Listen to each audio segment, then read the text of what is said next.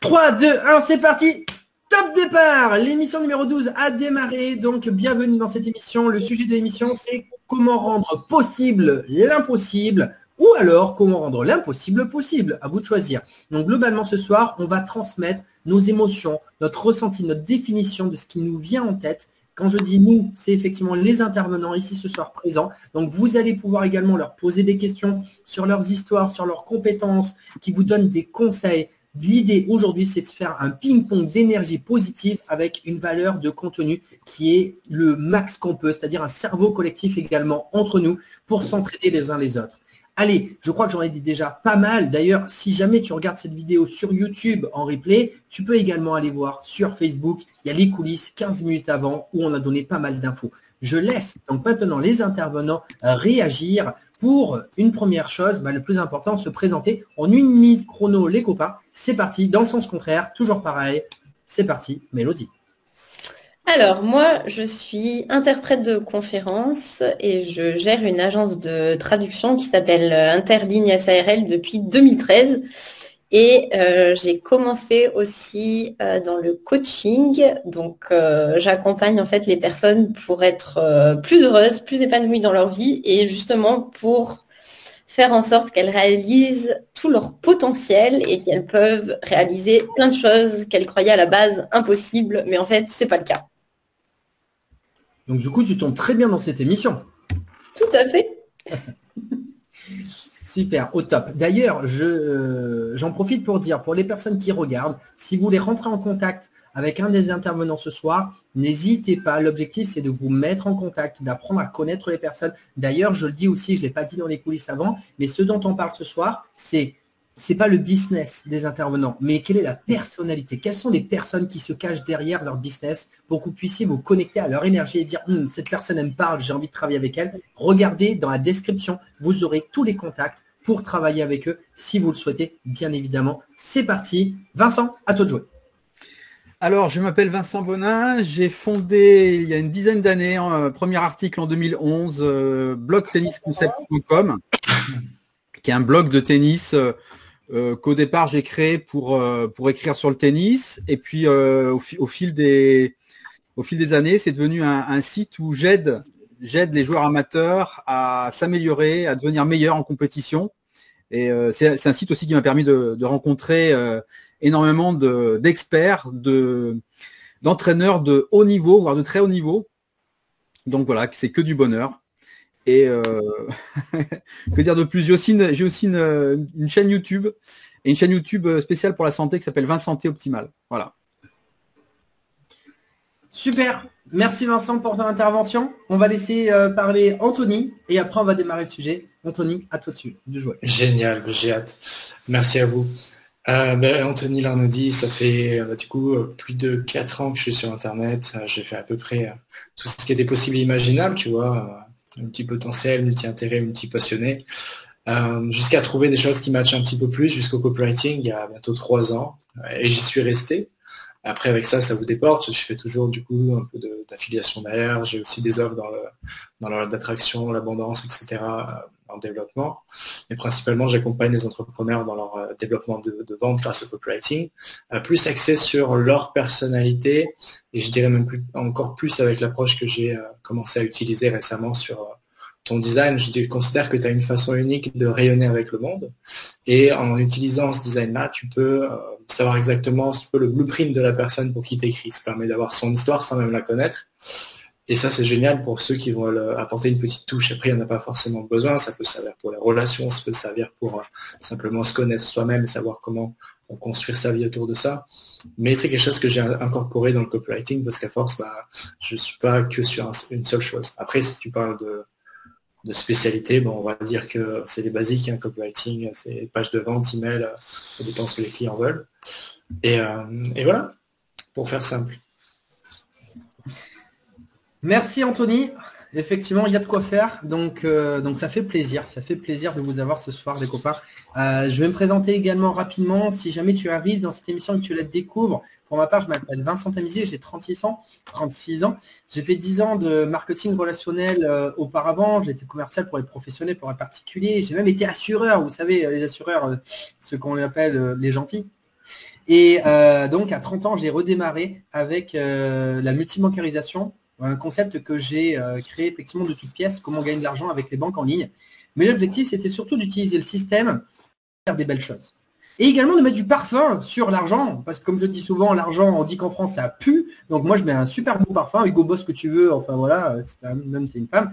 Et globalement, j'ai permis de faire péter effectivement les coffres des banques en ligne de plus d'1 million d'euros de parrainage. Depuis que j'ai démarré il y a 6 ans de cela, j'ai également accompagné plus de 180 personnes à faire 500 euros par mois avec la multibancarisation. Et j'ai moi-même ouvert plus de 750 comptes. Et on va terminer, je termine les copains, après c'est terminé. 3 Tours de France, 2 Tours de France où j'ai fait des conférences publiques un peu partout en France avec une vingtaine de représentations à Paris, à Lyon, à Marseille. Non, pas à Marseille, je suis pas allé à Marseille, ils m'ont fait peur. Non, je déconne, j'étais à Nîmes, j'étais à côté. Et également, j'ai fait mon 3e Tour de France en faisant des interviews donc avec des personnes de 20 à 74 ans, comme je dis souvent, Patrick à La Rochelle, pour montrer que la multibancation, ça marche avec tout le monde, tout simplement. Ok. Terminé, on démarre l'émission, comment rendre possible l'impossible. Donc maintenant, on parle de ce sujet. Alors, je vais laisser un des intervenants, et je ne sais pas qui c'est quand on démarre, parce qu'à chaque fois, je fais dans le sens, en fait, il n'y a pas de sens. Donc du coup, votre ressenti, votre émotion, votre définition, quand vous entendez le mot « comment rendre possible l'impossible ». Ce soir, j'ai envie qu'on soit gentleman. C'est parti, Mélodie. Alors moi, quand j'ai vu le titre de l'émission, comment rendre possible l'impossible, je me suis dit que c'était vraiment chouette parce qu'en fait, c'est un challenge. Et moi, je vois vraiment la vie comme un challenge. Donc en fait, j'essaye tout le temps de trouver des choses pour me dépasser et puis pour faire mieux, pour m'améliorer. Et j'essaye tout le temps aussi de demander des feedbacks aux gens, que ce soit mes clients, les gens avec qui je travaille, mes collègues en fait avec qui je collabore, ou peu importe, ou mon coach, etc. Et donc, ce que j'ai envie de dire sur le sujet, c'est une citation d'Alice au Pays des Merveilles, je pense que tout le monde connaît, c'est que le meilleur moyen de réaliser l'impossible est de croire que c'est possible en fait, tout simplement. Et il y a beaucoup, beaucoup de choses, même quasiment tout, en fait, moi je trouve qui fonctionne comme ça. C'est-à-dire qu'à partir du moment où on a la croyance qu'on peut arriver à faire quelque chose, même si on a quelqu'un dans notre famille ou peu importe dans notre entourage qui nous dit « Ah, mais tu vas jamais y arriver, c'est hyper dur ». Non, non, non, faut pas se décourager. Vraiment, restez concentré sur ce que vous voulez. Et si vous êtes sûr que vous pouvez y arriver, même si vous savez pas quand, ben, en persévérant, au bout d'un moment, c'est quasiment certain que vous allez arriver à l'obtenir. Voilà. Alors, c'est le moment où il y avait le petit silence, le temps que je remette mon micro. Le voilà, ben oui, c'est normal parce que c'est moi qui donne la parole au prochain. Donc, pour mener la danse, Vincent, il a l'air concentré une fois de plus. Anthony, il est prêt. Vas-y, Anthony. Vincent, juste après. Je vais te dire 2 choses. Ce titre, si je le regarde sans savoir que c'est toi qui l'as écrit, je vais dire putain, encore un. Encore un qui va parler de ça et qui va vouloir te faire croire que tout est facile et que du coup tout le monde va y croire et que il suffit de rien faire et qu'il suffit de... Enfin bon, bref, ça a été tourné à toutes les sauces. Mais par contre, quand on sait ce que tu as fait, d'où tu viens, on comprend les mots, si tu veux, on comprend le poids qu'ils ont et la valeur qu'il y a derrière. Dans le sens que c'est pas de la théorie, c'est toute ton histoire, c'est toutes les 10, peut-être 15 dernières années de ta vie ou peut-être même plus. Je pense que les personnes qui, du coup, tu as cherché à inviter, qui sont déjà placées, qui vont encore passer dans l'émission, représentent ce schéma, souvent parti de rien, souvent avec beaucoup d'obstacles, souvent avec des vies un peu atypiques ou des personnalités spéciales, qui n'ont pas même forcément étudié ça de façon, comment dire, abstraite, mais qui l'ont vécu. C'est-à-dire qu'à un moment, tu te confrontes à toi-même et rendre possible l'impossible, ça veut dire revenir à soi. On ne rajoute pas des choses parce que si on te vend que tu as besoin de plus pour accomplir l'impossible, encore une fois, ce qui est relatif, c'est qu'on te vend des choses qui te manquent. Alors que si on te ramène à toi-même, à qui tu es et derrière tout ce que tu peux cacher, tout est déjà là et tout est déjà fluide. Et la plupart du temps, tous ceux qui l'expérimentent pourront témoigner d'une grande fluidité de manifestation de leur désir. Donc moi, c'est ça que ça m'évoque. Et du coup, bah forcément, de ce point de vue-là, c'est très enthousiasmant d'en parler. Merci Anthony. Vincent, à toi de jouer. Alors, rendre possible l'impossible, moi, ça m'a ramené à toute une histoire de mon blog. Bon, je vais essayer d'être rapide. Donc, quand j'ai lancé mon blog, je me suis lancé un défi. Alors, ce défi était au-delà de ce qui était possible, on va dire, mais c'était volontairement pour que les gens puissent me suivre. C'était d'obtenir 2 classements tous les ans jusqu'à arriver à un classement de joueurs de haut niveau, 15 pour ceux qui sont ce que j'avais jamais été et que je recommençais, j'avais plus de 35 ans, etc. Et donc ça, c'est un article qui a fait beaucoup d'encre. Et c'est surtout une question que je posais à chaque fois que je rencontrais un entraîneur de haut niveau, puisque j'ai eu l'occasion d'en rencontrer. Je leur demandais, voilà, mon défi, est-ce que c'est possible, est-ce que c'est pas possible? Bon, il y en a beaucoup qui noyaient un petit peu le poisson. Il y en a quelques-uns qui me disaient que c'était possible. Et le moment, on va dire un moment incroyable qui m'est arrivé, c'est que j'étais voir, donc j'étais invité par une grande marque de matériel de tennis à une conférence où il faisait venir Xavier Moreau. Xavier Moreau, c'est un des meilleurs préparateurs physiques du monde. Il a entraîné tous les meilleurs Français, les meilleurs joueurs, et il a commencé en amenant Amélie Mauresmo au rang de numéro 1 mondial. Donc, il fait sa conférence, donc c'était sur les appuis, etc. Et après la conférence, je vais le voir, et à côté, il y avait un professeur de tennis, donc, et je lui pose la question, voilà, j'ai tel âge, je voudrais atteindre tel classement, est-ce que c'est possible ou pas? Et puis là, il y a le prof de tennis, donc un prof de club, qui me dit, mais c'est pas possible, c'est pas possible. Il me dit, t'as quel âge? Ah bon, je lui dis mon âge. Non, c'est pas possible. T'as fait du sport de haut niveau avant? Non, je lui dis non, c'est pas possible. Et là, il y a Xavier Moreau qui me regarde droit dans les yeux et qui me dit, non mais Vincent, c'est tout à fait possible. Et c'est là où je me suis aperçu que il y a des gens pour lesquels qui sont nos limites, et il y a tout un tas une grande majorité des gens pour lesquels ce que tu veux faire, c'est impossible. Et il y a une petite partie des gens pour lesquels ce que tu veux faire, c'est possible. Et donc, bon, moi, mon conseil, s'il y avait un conseil à donner, ce serait essayer de se rapprocher de la minorité des gens qui pensent que c'est possible.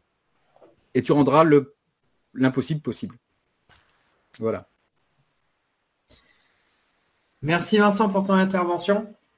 Et ce que tu viens de dire, c'est effectivement quelque chose qui revient assez souvent. Je vais aussi répondre à cette question parce que c'est vrai que assez souvent, je reprends un petit peu ce que vous dites, je le reprends un petit peu, mais je vais essayer de me mettre également, moi, dans la situation d'un intervenant, pourquoi pas ce soir aussi, hein, parce que je suis animateur, que je ne peux pas aussi m'éclater avec vous.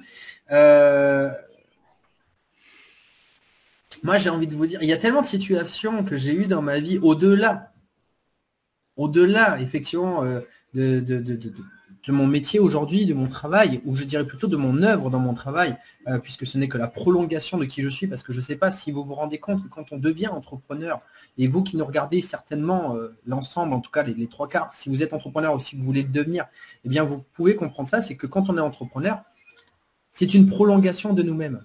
On est en train de créer une œuvre qui parle de nous. La raison pour laquelle on a effectivement une distance, un creux assez grand entre les personnes, je dirais, qui ont encore cette mentalité. Attention, ce n'est pas parce qu'on est salarié qu'on a forcément inventé d'un salarié, dans le sens où on peut être salarié et mettre en place des projets à côté.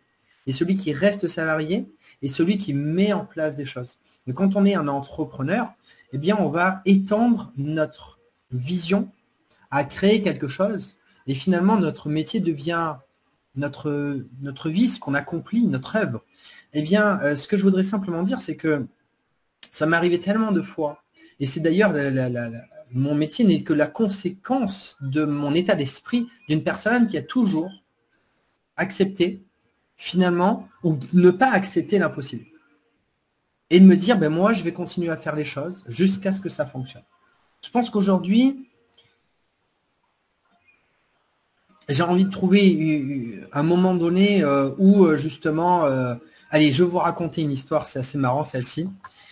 Quand j'étais jeune, et quand j'avais 14 ans, je vendais des calendriers de foot. Alors je vais tous vous faire sauter en l'air en disant comment il a osé? Moi, je me partais du principe que tout travail mérite un dû. À l'époque, c'était 20 francs, les calendriers. Bah, moi, je les vendais 30 francs. Eh ouais, je me faisais de la marge dessus. Je me disais, moi, je prends mon vélo, je prends mes calendriers sous la main, et puis je pars après l'école, et puis je vais toquer aux portes, et puis je vais le faire, et puis voilà. Et je me faisais un peu d'argent de poche. C'était pas évident. Ma mère, elle travaillait dans un supermarché, mes parents étaient séparés. Voilà, il fallait que je me trouve de l'argent. Et je me disais, bon, allez, je vais travailler et je vais faire comme ça. Et j'y allais. Et mes copains, eux, ils vendaient par-ci, par-là. Mais moi, je voulais me faire de l'argent de poche, et puis j'y allais. Alors, j'allais toquer aux portes. Et ce qui était super intéressant, c'est que je ne m'arrêtais pas sur les personnes, les portes fermées. Je dirais les portes où il n'y avait personne, où ça ne fonctionnait pas. Moi, j'étais heureux à chaque fois qu'il y avait une porte qui arrivait. Et s'il fallait que j'attende la 10e pour qu'elle arrive, bah, je me disais, c'est pas grave, je vais en faire 10. Et comme ça, la 10e, c'est bon, je sais qu'elle est là. Et j'ai commencé à cette époque-là à ne plus penser, je dirais, en coup par coup, un peu comme dans la vie, il t'arrive des coups par coup et tu les prends un par un, mais plutôt à penser sur du long terme, c'est-à-dire en prenant des distances, en disant il faut que j'en fasse 10 et parmi les 10, j'ai un. En faisant de cette façon-là, j'avais toujours une positive attitude, c'est-à-dire que je voyais toujours plus loin finalement que les autres et j'y croyais parce que j'allais, je dirais, au-delà, j'avais travaillé ma vision. D'ailleurs, pour rendre les choses possibles, l'impossible possible, il faut travailler. Bah, qu'est-ce que c'est qui est impossible? En général, c'est une vision, c'est quelque chose qui est grand. Mais travaille là et crois-y exactement comme on l'a dit ce soir. Mélodie qui a justement parlé de ça, et également Vincent. Crois en cette vision. Et du coup, j'ai commencé, je ne sais pas si vous connaissez ce qu'on appelle la loi des nombres, la loi des, en fait, les statistiques, c'est qu'effectivement, sur 10 portes, tu as une personne qui te dit oui. Ben, en fait, en faisant comme ça, j'ai vendu à l'époque, combien? Je crois que c'était 56 calendriers. J'étais le premier à les vendre. Il n'y avait pas plus qui avait vendu plus que moi. Bon, la fin de l'histoire qui est assez marrante, j'ai dit à mes copains, au lieu de vendre à 10 francs, ils ont vendu à 30 ou 40 francs à la petite mamie du coin qui est venue gueuler et que ça, on a tous failli se faire virer du. Et j'aurais dit, vous m'avez défoncé mon business. Ce que je veux simplement dire, c'est que j'ai réussi à vendre beaucoup de calendriers dans des bonnes conditions. Par contre, d'ailleurs, si je voyais qu'une personne avait moins d'argent, je le vendais 20 francs. Et ça, effectivement, comme je disais, j'étais un arnaqueur honnête. Bon, c'est vrai. Bref, et tout ça pour vous dire, c'est que oui, tu peux faire des choses, oui, tu peux y aller, oui, tu peux réussir. À partir du moment que tu as une bonne vision et un bon pourquoi. Et moi, d'ailleurs, à l'époque, je me rappellerai toujours, j'avais des pièces de 10 francs et je revenais avec toutes ces pièces de 10 francs. Et ma mère, elle me voit jouer avec toutes ces pièces de 10 francs, je les comptais. Et elle me dit, mais Vincent, qu'est-ce que tu fais avec toutes ces pièces de 10 francs? Je fais, t'inquiète, maman, je me fais mon argent de poche. Et ce que je veux simplement dire dans cette petite histoire, j'étais jeune, mais j'avais déjà cette mentalité que les personnes qui se disaient c'était pas possible, eh ben que c'était possible. C'est-à-dire que moi, dans ma tête, oui, je vais y aller et j'y vais. Et en fait, pour rendre les choses, je dirais impossible possible, c'est extrêmement simple. Répète des petites choses qui sont possibles et ne t'arrête pas à les mettre en place. Et fais-le pour toi, pour ton pourquoi. Fais-le pour toi. Et mets-le en place. Continue, t'arrête pas. Et surtout, reste exactement comme l'a dit Vincent et comme on le dit souvent dans cette émission, avec les personnes qui l'ont déjà fait. Et d'ailleurs, reste également avec les personnes qui te soutiennent. Les autres, c'est simplement pourquoi ils pensent que c'est pas possible, parce que ce n'est pas possible dans leur vision, parce qu'ils ne l'ont pas encore fait. Et qu'ils ont fermé leurs croyances. Ça ne va pas plus loin que ça, à ce niveau-là. J'aimerais que, donc, Vincent, tu racontes une petite histoire. Je vais regarder également pendant ce temps les commentaires. N'hésitez pas à faire des commentaires pour nous dire aussi si vous avez des questions par rapport à tout ce qu'on dit. Je voudrais que Mélodie et Anthony, vous nous racontiez également une petite histoire que vous avez dépassée, que vous avez osé dépasser, je dirais, dans votre expérience, dans ce que vous avez vécu. On repart dans le sens contraire. Anthony, on t'écoute. Allez, ben, je vais faire la suite de ce que je partageais en commentaire. Parce que tu m'as fait rire, mais je faisais à peu près la même chose à l'école primaire. Je ne sais pas si tu te rappelles. Il y avait un moment, ils avaient sorti une espèce de machine pour créer des badges personnalisés. Tu pouvais imprimer une image, tout ce que tu voulais. Et je sais, à l'époque, en fait, c'était venu, j'avais vu des copains qui étaient à fond dans les Pokémon. Et puis, moi, j'avais un badge, puis du coup, je me faisais plein de badges. Donc, ils étaient en mode, ah, c'est quoi ça? J'ai dit, bah ouais, je peux t'en faire si tu veux. Et j'avais commencé en mode, bon, bah, tu veux quel Pokémon? Du coup, j'allais chez mon grand-père, j'imprimais les Pokémon. Après, j'achetais des badges, et puis je les revendais, je sais plus, 3 euros. Moi, ça me coûtait 1 euro de faire un badge. Et puis, je me faisais comme ça de l'argent. Jusqu'au jour où il y a eu des plaintes de parents qui sont allés voir la directrice pour dire, non, mais ça va pas de faire de l'argent comme ça en école primaire. Mais quand même. voir justement à quel point l'argent était un petit peu mal vu, tu vois. Pourtant, je faisais rien de mal, hein. Ma mère elle disait, oh, mais c'est bien, mon fils continue comme ça. Pareil, il bossait de son côté. Et finalement, bon, c'était la première expérience. Après, j'ai aussi eu 2 années de marketing de réseau un peu moins longues que les tiennes, mais je pense que c'est quelque chose qui est revenu dans le sens où tu apprends à apprécier les noms, tu apprends à te forger le plaisir du parcours.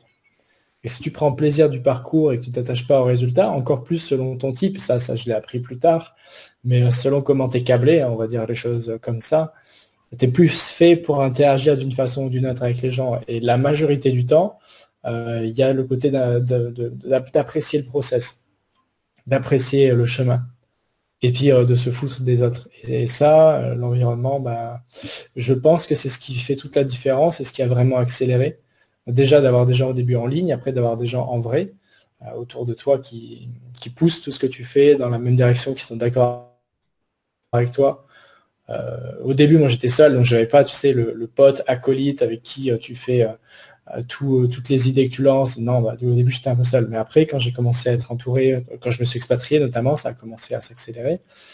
Là, si tu parles avec des gens qui te comprennent, là on parle entre nous, donc on se comprend. Si tu veux, on est à un certain niveau de vibration, si je puis dire. Et qu'est-ce que j'allais dire? Ouais, voilà, ça a commencé comme ça, mais finalement c'est des patterns qui se répètent. Tu as l'initiative de faire quelque chose que personne fait, parce que juste tu kiffes le faire. Et en fait, maintenant, effectivement, je me dis, oui, moi, en fait, si j'ai quelque chose qui m'enthousiasme, pas qui m'excite, c'est pas français, mais qui m'enthousiasme, que j'ai envie de faire, que je me sens assez libre, je vais y aller.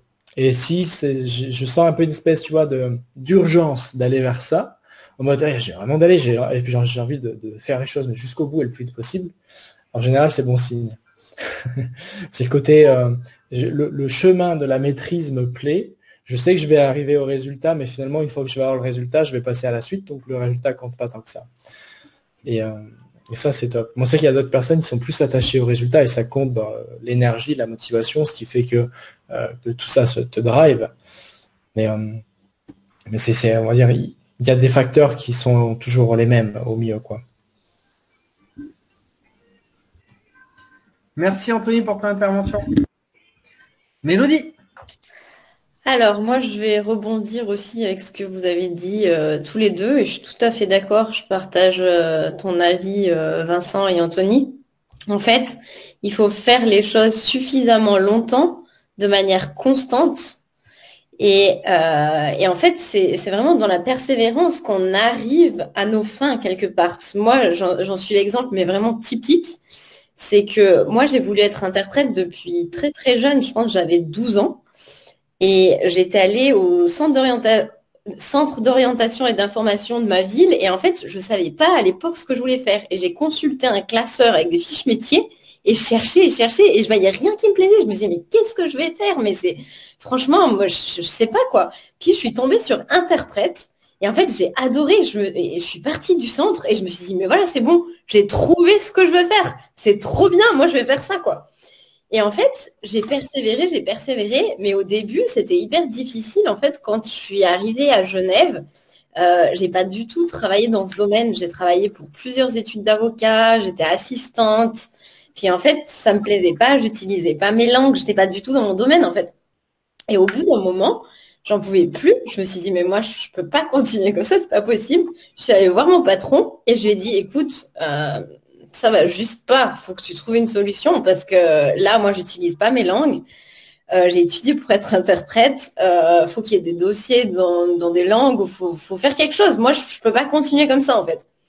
Et là, il m'a dit, mais écoute, est-ce que tu as essayé de postuler pour être interprète auprès du ministère public, pour les tribunaux, en fait? Puis j'ai dit, ah mais non, mais je sais pas, je pense qu'il faut avoir fait des études en droit.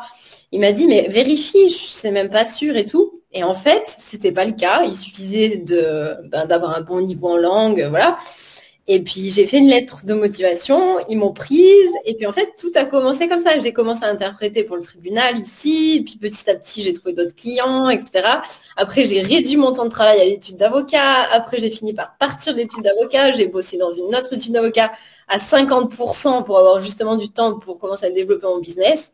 Et après j'ai fini par démissionner de la deuxième étude d'avocat pour être complètement indépendante et ouvrir mon agence de traduction et d'interprétation. Donc ça a pris un peu de temps, ça a pris plusieurs années, mais n'empêche que j'y suis arrivée. Et je pense que c'est tout comme ça en fait. Quand on veut quelque chose, c'est possible. Il y a aussi des fois des gens qui se mettent une barrière avec l'âge, qui se disent ah j'ai 45 ans, je peux pas faire une reconversion, faudrait que j'étudie, il faudrait que j'apprenne plein de choses, que je fasse une nouvelle formation. Mais moi je pense que c'est complètement faux. En fait, je pense qu'on peut changer de vie à 45 ans, à 60 ans, si on a envie en fait. Il suffit d'avoir l'envie, l'élan, et puis d'y croire et de s'accrocher et puis d'y aller en fait. Voilà. Au top, Mélodie, ton histoire, il y a pas mal de choses à dire. Vincent, tu veux intervenir? On t'écoute. Non, mais par rapport à ce que dit Mélodie, je trouve que c'est intéressant. Alors, bon, moi j'ai 50 ans et c'est pas apprendre des choses nouvelles qui me fait peur. Mais par contre, si je dis que je vais faire une formation, pourquoi pas une formation de haut niveau, les gens, ceux qui disent c'est impossible, ils vont s'imaginer moi revenir sur les bancs de la fac ou voilà avec des jeunes, etc. Et maintenant on est à une époque où il y a vraiment plein de façons autres d'apprendre que le schéma un petit peu rigide, effectivement, qui convient aux jeunes. Voilà, on leur donne un cadre, les universités, etc. Maintenant, maintenant on peut tout faire avec Internet, en trouvant des bons professeurs, des mentors, en se mettant dans la position de l'élève en fait. Et ça, c'est un truc qui est très amusant parce que bon, moi en bloguant, je suis allé un peu de surprise en surprise. Notamment, il y a un entraîneur qui m'a contacté, qui s'appelle Hervé Romain, qui est en fait un entraîneur de très très haut niveau, puisqu'en fait, il a réussi une année à sortir deux championnes de France, la championne de France cadette, championne de France junior. À ma connaissance, il n'y en a pas deux qui ont réussi à faire ça. Et on a discuté, on a échangé. Il trouvait que c'était intéressant ce que je faisais. Et surtout, le fait que moi, j'allais interviewer des entraîneurs et que je les mettais en podcast. Et ils me disaient, ouais, moi, j'enregistre ces podcasts et puis je les passe dans ma voiture, je les fais écouter à mes élèves, tout ça, etc. Et ils me disaient, Vincent, toi, tu finiras par avoir une plus grande connaissance encore que moi sur le tennis parce que toi, tu as cette possibilité de te poser en élève. C'est-à-dire aller voir quelqu'un, un maître et te dire, voilà, je suis ton élève, apprends-moi des choses et ça, lui, peut-être pouvait me le faire moins facilement. Voilà, on est dans une époque formidable. Hein.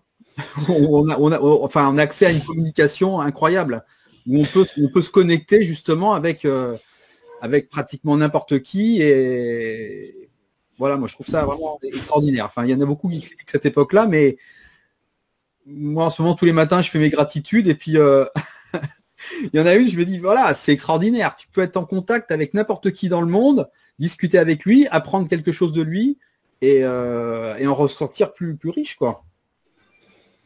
La chose qui n'était pas possible aussi avec les anciennes générations, peut-être qu'ils étaient moins connectés avec toute cette technologie, et avec cette nouvelle habitude, si tu veux, d'aller chercher l'information dès qu'il y a quelque chose à apprendre, de pas rester sur ça y est, j'ai fait mon diplôme, ça y est, j'ai fait mon cursus, maintenant je suis professionnel, je sais tout, ou au moins je me perfectionne, mais en pratiquant.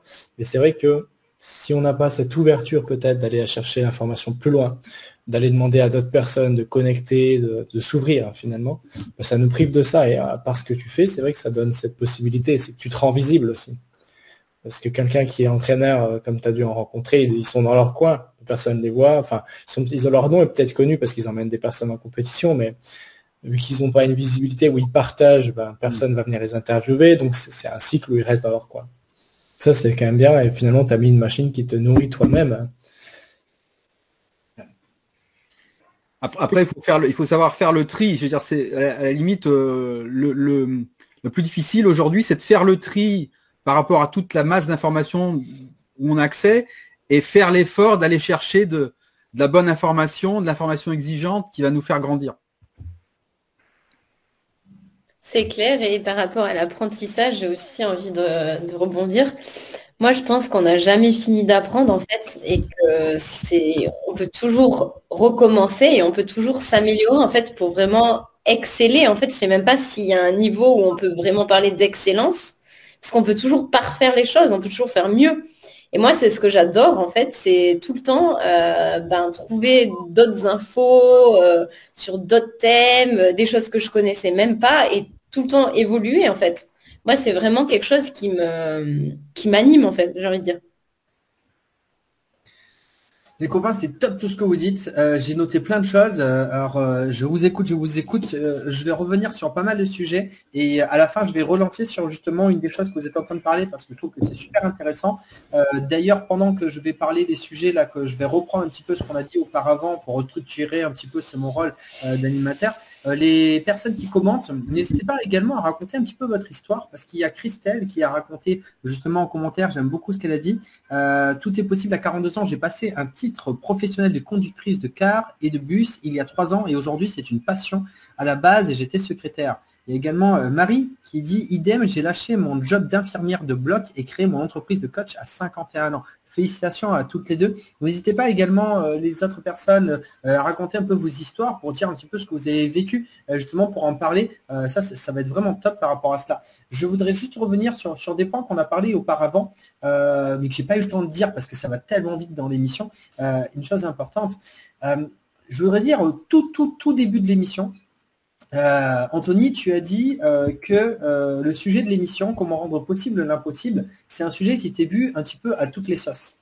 Et j'ai gardé effectivement ce sujet-là. Et pourquoi? Alors, ce que j'ai noté, j'ai marqué que effectivement, dans l'idée, c'est que je pense que je suis un pilier au niveau du fait que quand je garde un mot, il y a des personnes qui vont mettre le mot à toutes les sauces. Mais il y a des personnes qui vont faire vibrer ces mots, qui vont leur donner effectivement de la valeur et de l'énergie, et je dirais leur essence même, et leur faire reconnaître.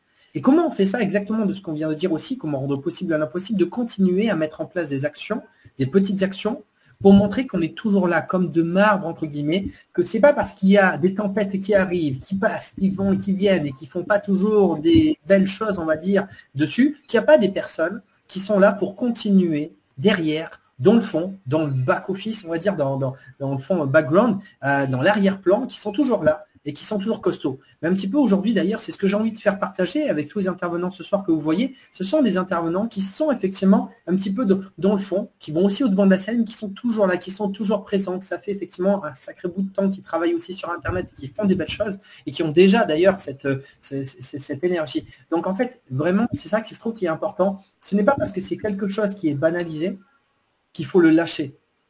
Il faut justement rester là pour montrer que c'est pas parce qu'il y a des personnes, ça va, ça vient, qu'il n'y a pas aussi des belles personnes qui font des choses costauds derrière. Mais pour ça, il faut aussi apprendre à se rassembler, comme je le fais ce soir avec les copains que vous avez en face de vous.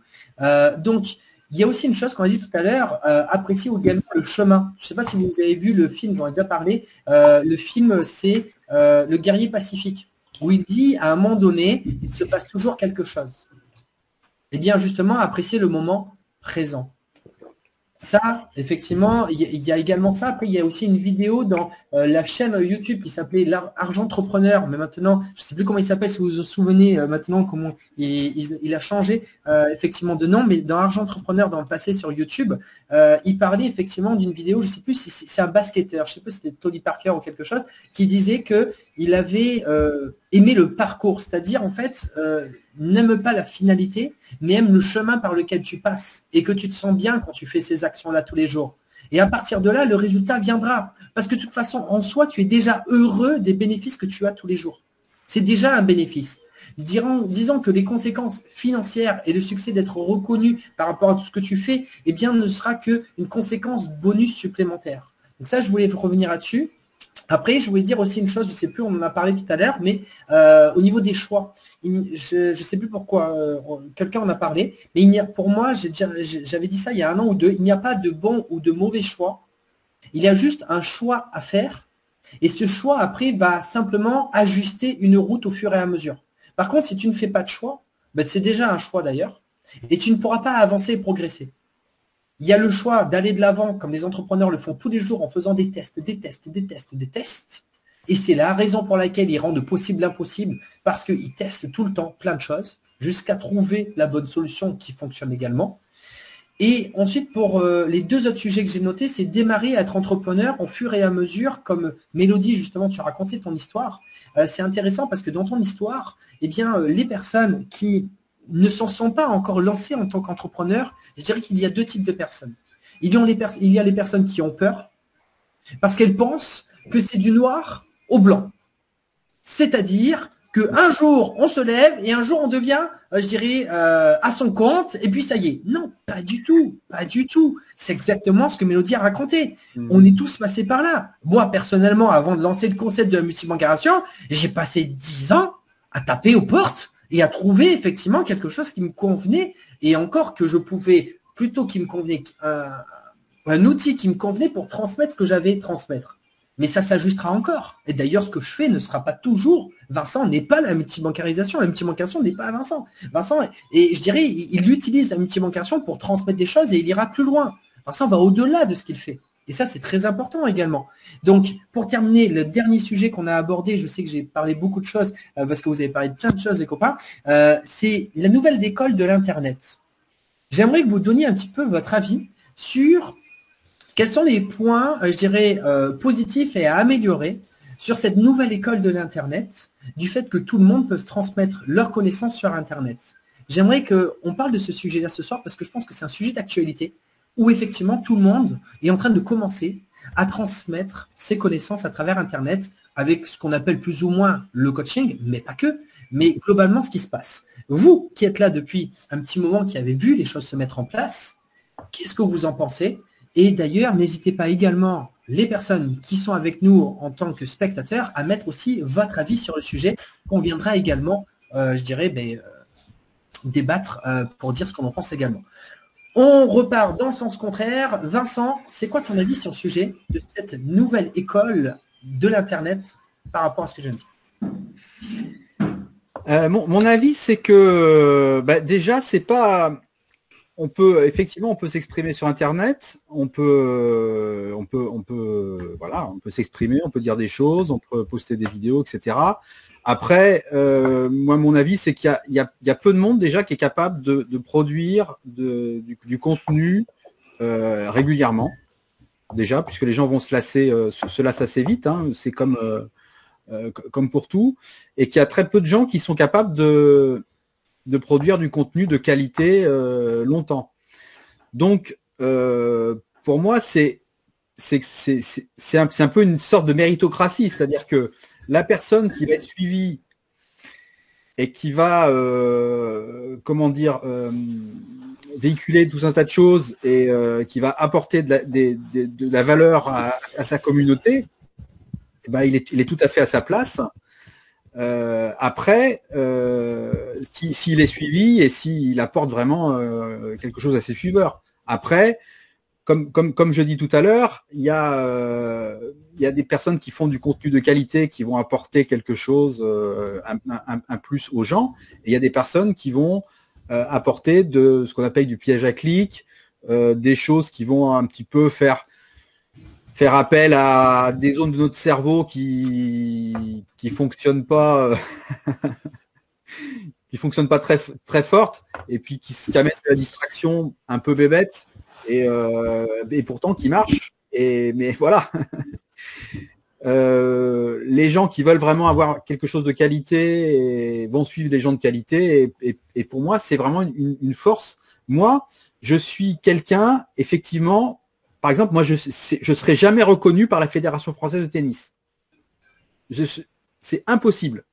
Parce que la Fédération française de tennis ne reconnaît, on a le droit d'enseigner du tennis qu'à partir du moment où on était sportif de haut niveau. Moi, j'ai jamais été tennisman de haut niveau. Pourtant, je suis vraiment passionné par ça. J'ai commencé à écrire et il y a des gens, il y a des entraîneurs de haut niveau qui me lisent, qui me suivent et qui dialoguent avec moi, qui apprennent des choses de moi. Donc, c'est bien que j'ai plein de personnes qui me suivent. Donc, ça veut dire que quelque part, je fais quelque chose de qualité. Et donc, Internet est une chance pour moi, justement, d'avoir pu développer quelque chose que j'aurais jamais rêvé, imaginé développer s'il n'y avait pas eu Internet, quoi. Voilà, je termine. Je ne sais pas si j'étais clair. Tu as été clair, je dirais, tu t'es compris et on t'a compris aussi. Et après, à chacun de connecter par rapport aux éléments que tu as dit à l'intérieur et qui vont parler à chacune des personnes qui nous écoutent. Juste un truc, moi je l'ai eu le syndrome de l'imposteur, justement parce que j'ai jamais été joueur de haut niveau, mais j'ai réussi, si tu veux, si vous voulez, à éliminer parce que effectivement il y avait des gens qui me suivaient, parce qu'il y a des personnes qui m'écrivaient, il y a des personnes qui me donnaient des conseils, il y a une personne qui m'écrivait pour me dire que leurs conseils leur a permis de faire des progrès, etc. Voilà, je termine. Merci Vincent. Anthony, Mélodie. Lequel? Anthony, il a commencé. J'aimerais juste rebondir sur ça. Pour moi, ça fait sens. Après, il y a quelque chose qui pose problème souvent au milieu, c'est qu'il n'y a pas de bonne ou de mauvaise école. C'est-à-dire qu'on se confronte très souvent quand on n'a pas l'habitude, surtout quand on vient du domaine un peu académique, avec les études, ou qu'on se confronte à des professionnels qui prennent uniquement par leur diplôme, par leur certificat, par leur agrégation pour tout ce que tu veux, de se dire en fait je ne suis pas légitime à en parler.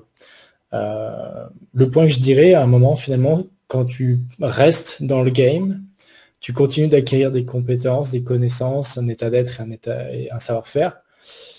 Donc, à un moment, c'est même plus une question d'être capable de se montrer, de faire du bon contenu, parce que tu es compétent et tu apportes de la valeur aux personnes qui te suivent, mais c'est de quelle manière est-ce que tu le fais. Et le problème, c'est que il y a même une espèce de sous-école. C'est quand tu as passé cette étape de plus suivre, de plus être esclave de cet enseignement du genre si t'as pas le diplôme, si t'as pas la fédé, si t'as pas ceci, si t'as pas cela, tu peux pas faire. Mais du coup c'est ok, on peut partager, on est crédible, etc. C'est qui est-ce qui nous enseigne et comment est-ce qu'on le fait. Donc ça revient aussi à dire qui est-ce qu'on écoute. Et là il y a aussi un problème, c'est que beaucoup de personnes essaient de suivre des méthodes qui fonctionnent que pour les autres, mais pas pour elles. Parce qu'on a tous une façon différente de fonctionner. Et si, par exemple, tu as allez, prenons un exemple concret. Si on te dit qu'il faut poster du contenu quotidien, qu'il faut faire des lives tous les jours, ou qu'il faut envoyer des emails tous les jours, ou qu'il faut faire, au contraire, des vidéos YouTube très préparées, scriptées, avec beaucoup de recherches, des exemples, une qualité phénoménale. Déjà, dans les deux recommandations, c'est des opposés. Et elles ne sont pas plus bonnes ou mauvaises l'une que l'autre, elles sont juste complètement différentes, mais pas tant pour l'efficacité, mais plus par rapport à quel type de personne colle avec cette méthode. Et le problème, c'est qu'en essayant de faire des méthodes qui ne collent pas avec nous, c'est-à-dire c'est un peu cette résistance, pas la procrastination, tu vois. Parce que quand tu es attiré par quelque chose, tu as l'énergie de le faire. Mais dans le sens, la résistance de t'es pas fait pour ça. Il y en a, s'ils essaient de se mettre au podcast et qu'ils sont juste pas faits pour s'exprimer à l'oral, ils seront jamais aussi bons que s'ils se faisaient des articles invités, s'ils rédigeaient des emails, tu vois. Et à d'autres personnes, au contraire, il y en a, ils seraient excellents en vidéo parce que c'est leur truc, et ils seront terribles par email. Peu importe qu'ils en fassent un par jour ou un par semaine, tu vois. Et finalement, là où ça fait le déclic, c'est quand on arrive à passer la couche de il faut que tu aies ceci cible, et la couche de c'est comme ça qu'il faut que tu fasses le business, sinon ça ne marchera pas pour toi. Finalement, ça revient de le business en ligne, où cette nouvelle école, ça t'autorise à te confronter à toi-même, parce que c'est le seul moyen d'arriver à revenir à l'essentiel. C'est en faisant ce qui marche pour toi, en sachant comment tu fonctionnes, en connaissant tes besoins, en sachant ce qui t'attire, et en faisant le tri, en fait. C'est un peu je dirais le business en ligne, une école de déconditionnement. Ouais, j'aime bien ce mot, une école de déconditionnement. Tu enlèves toutes les couches superficielles, c'est une espèce de minimalisme personnel. Tu enlèves tout ce qu'on t'a dit, toutes les conneries là qui marchent pour tout le monde, mais pas forcément pour toi. Et quand tu as trouvé ça, Le choix du business, il est beaucoup plus évident. Les routines personnelles, elles sont beaucoup plus évidentes. Les personnes avec qui tu t'entoures, elles sont beaucoup plus évidentes. Même ton style de vie est plus évident. La façon dont tu vends est plus évidente. Comment tu interagis et avec qui tu vas connecter est plus évidente. C'est-à-dire que si c'est fluide, c'est pour ça qu'on est tous les 4 ici, alors qu'on ne se connaissait pas. Et si on s'appelle de façon privée demain ou après-demain, on passera certainement 1 heure à chacun à parler ensemble et ce sera génial. Ça, j'en suis sûr. Parce que si tu t'écoutes et que tu ne le sens pas, je ne serai pas là, personnellement, tu vois. Donc je dirais que c'est un écosystème où tu montes un peu par palier.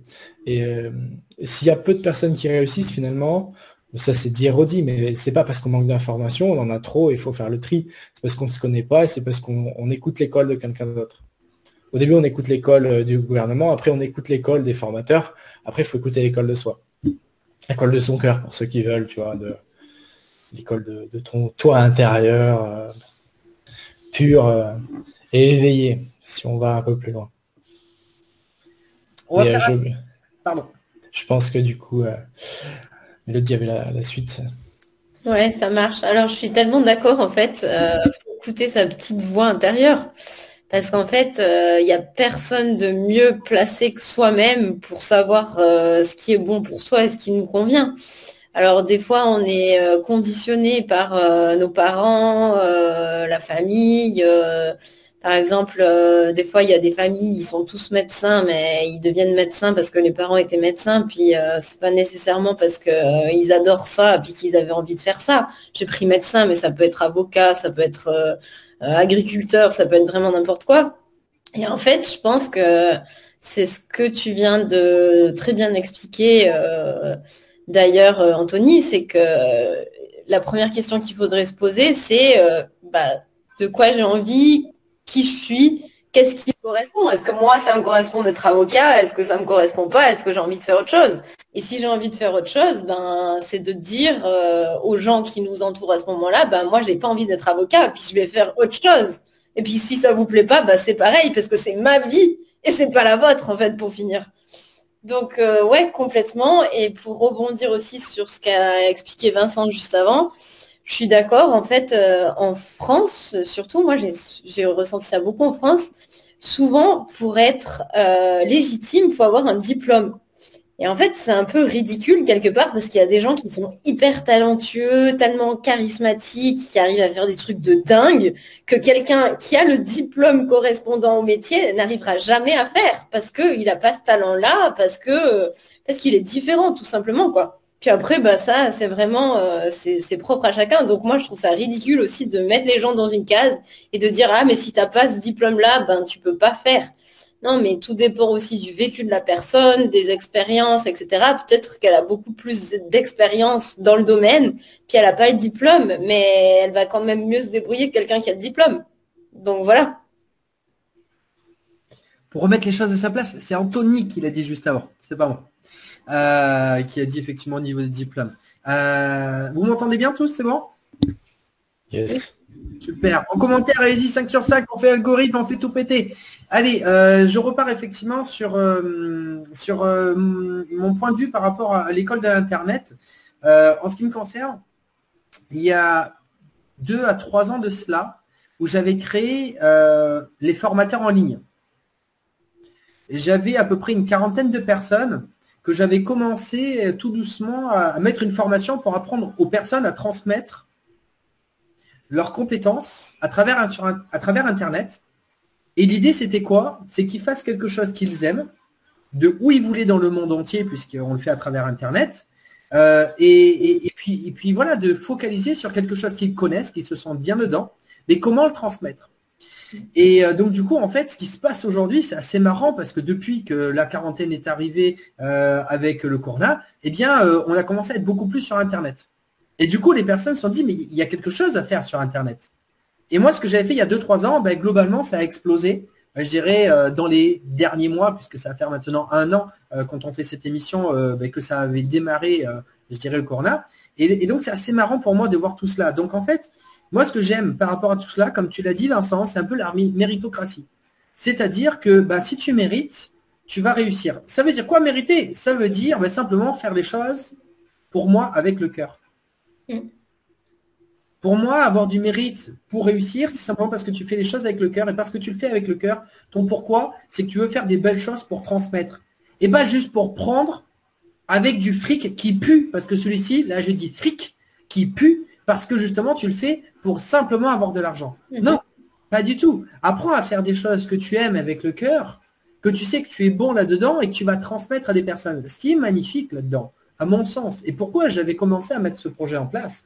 Parce que je me disais aujourd'hui, je pense que, allez, 3 personnes sur 4, en tant que salariés, aujourd'hui, font des métiers qu'ils n'aiment pas forcément. Moi, c'est ce que j'ai pu voir au niveau de mes amis, comment les choses ont évolué. Et j'en suis triste. Parce qu'ils passent leur vie, quand même 7 heures en France, 8 heures en Pologne, à faire, je dirais, à passer beaucoup de temps dans des domaines où ils ne se sentent pas accomplis, où ils ne se sentent pas bien. C'est pas, ça ne leur parle pas. Ils font des choses en tant que robots.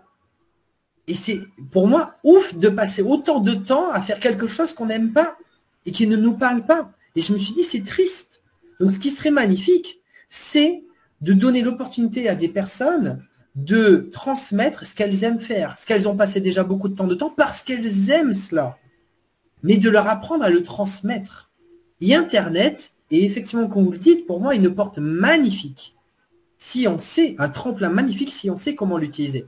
Pour ça, il y a effectivement, comme tu l'as si bien dit, Anthony, on va aller chercher des formations. Mais les formations, ce sont des techniques. Les techniques sont extrêmement importantes parce que c'est une base. Pour ne pas cracher, pour ne pas tomber et pour ne pas, entre guillemets, faire des choses où personne ne les voit et globalement, on n'a pas d'impact. On a besoin de ces techniques. Mais si ces techniques, on les fait sans avoir l'essence de qui on est, c'est-à-dire que si c'est creux à l'intérieur, ça vaut zéro. Ça vaut zéro. Et c'est ce que je pense, à mon sens, aujourd'hui, qui est encore, mais c'est normal, c'est le premier palier, c'est une transition. Il y a beaucoup de personnes aujourd'hui qui font, qui dupliquent énormément. Ils en ont besoin. Et ils ont même besoin de se planter pour se rendre compte de 2 choses. Est-ce qu'ils font les choses parce qu'ils veulent de l'argent? Parce que s'ils veulent de l'argent, ce qu'ils sont en train de faire avec la technique et qu'il n'y a rien de creux derrière, ils crachent. Et d'un côté, tant mieux, c'était pas fait pour eux. Parce qu'ils ne faisaient pas quelque chose qu'ils aimaient. Ou alors, ils se disent, moi, j'ai un problème, comment je pourrais dire ça? J'ai un crash, mais c'est pas grave, je vais continuer parce que j'aime ce que je fais. J'ai découvert quelque chose que j'aimais, donc je vais trouver une solution. Et là, Anthony, comme tu as dit, l'école de soi, de l'humain, de trouver sa personnalité. Ces émissions sont là pour mettre en avant la personnalité des intervenants. Parce que justement, c'est ce qu'il faut mettre en avant le plus possible. Si tu veux arriver à transmettre autour de toi, fais des choses que tu aimes avec le cœur et les personnes, je dirais, qui t'aiment, viendront à toi. Parce que tu t'aimes aussi et que tu le fais avec le cœur et que tu le reconnais. Tu le reconnais.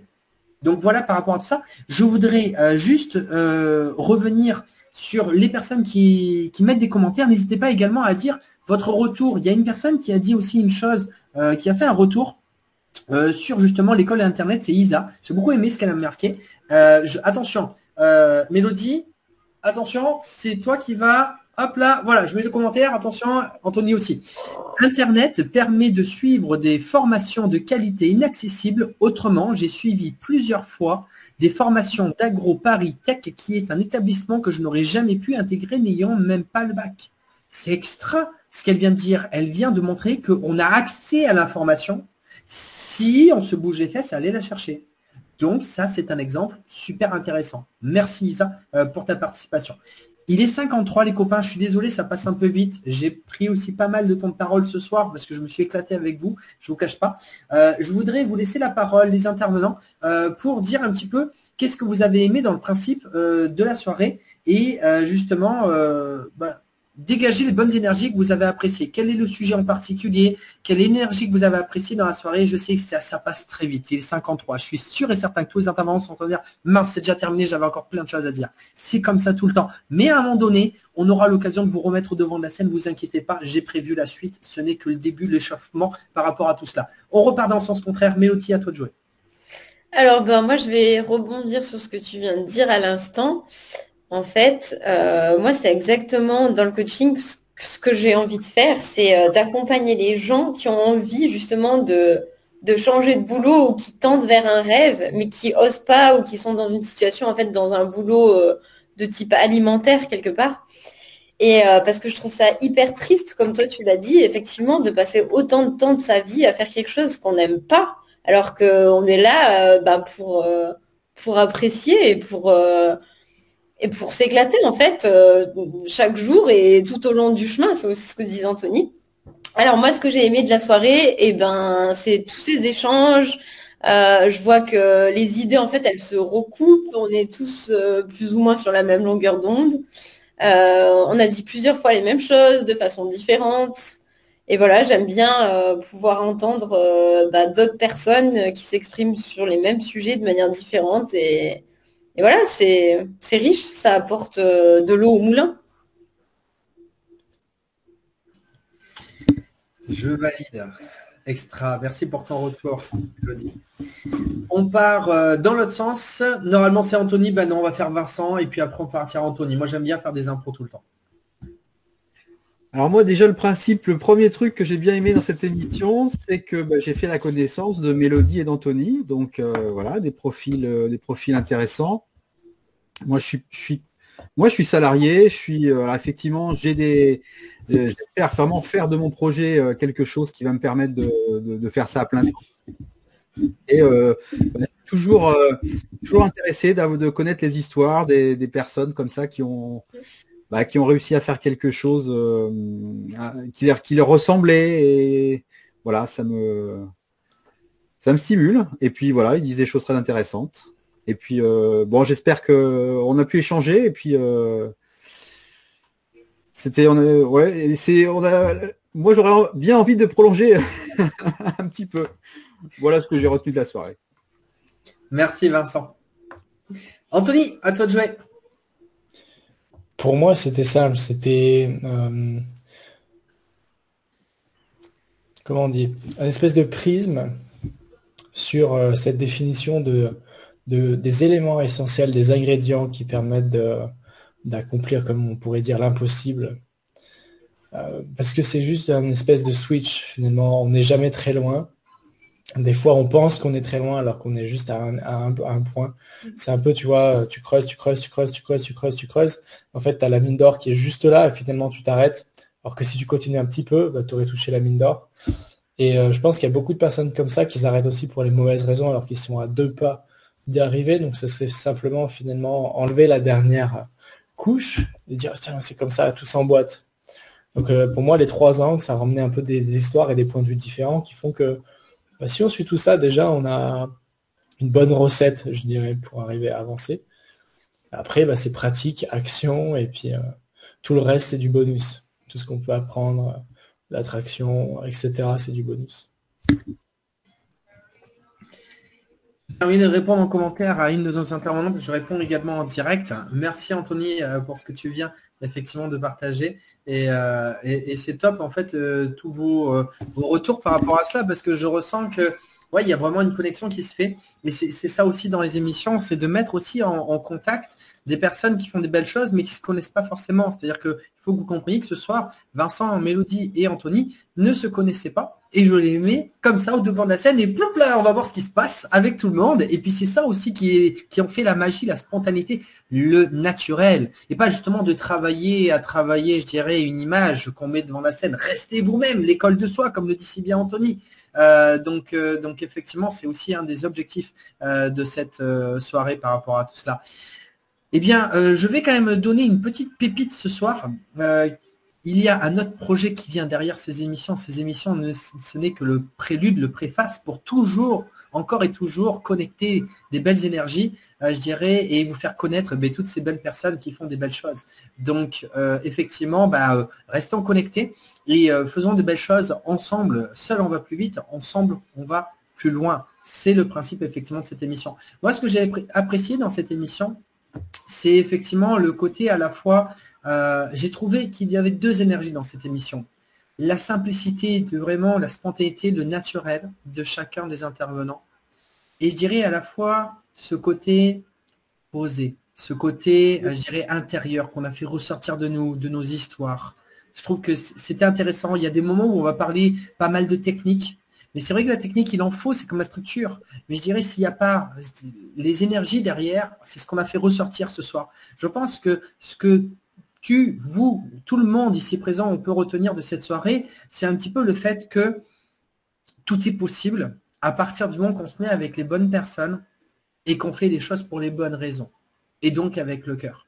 Et aujourd'hui, vous avez effectivement des exemples de personnes que je vous ai mis au devant de la scène pour vous montrer que c'est bien le cas. Eh bien, j'ai plus qu'à vous remercier effectivement pour cette 12e émission donc de comment rendre possible l'impossible. Et donc, je vous invite aux prochaines émissions qui se passent donc tous les mardis soirs de 19h à 20h pour effectivement rassembler toujours de plus en plus de belles personnes tous ensemble.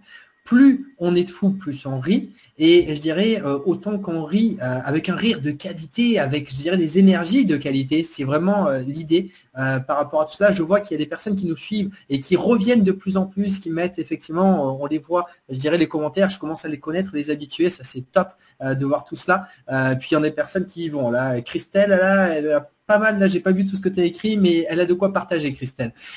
Donc merci effectivement pour tous ces commentaires. Donc gratitude, gratitude et gratitude. Je terminerai cette émission en demandant, maintenant on a posé la question dans les coulisses, les 15 minutes avant, le mot que vous ressentiez par rapport à cette émission.